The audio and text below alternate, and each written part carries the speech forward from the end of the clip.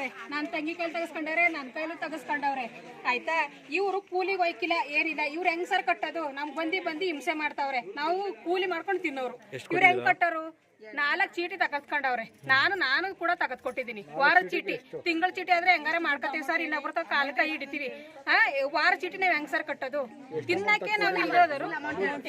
First 50,000 ತಗಸ್ಕೊಂಡವ್ರೆ, ನನ್ನ ತಂಗಿ ಕೈಲಿ 50,000, ನನ್ನ ಕೈಲಿ 36,000 ರೂಪಾಯಿ.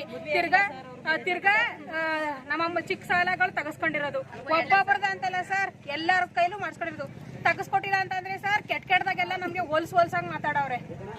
ಎಷ್ಟು ಅವ್ರ 3 ಮಕ್ಳು, ಇವಳು ಛಾಯಾ, ವಿಜಯಲಕ್ಷ್ಮಿ, ಮಂಗಳಮ್ಮ, ಪುಟ್ಟಮ್ಮ ಕೆಟ್ಟ ವರ್ಡ್ಸ್ ಅಂದ್ರೆ ಬ್ಯಾಡ್ ವರ್ಡ್ಸ್ ಸರ್. ಅವ್ರ ಜೊತೆ ಮಾತಾಡೋದು, ನಾನು ಕೊಟ್ಟಾಗ ಇಸ್ಕೋ, ನಾನು ಯಾವಾಗ ಕೊಡ್ತೀನಿ ಅವಾಗ ದುಡ್ಡು ಇಸ್ಕೋ ಅಂತ ಕೇಳ್ತಾರೆ.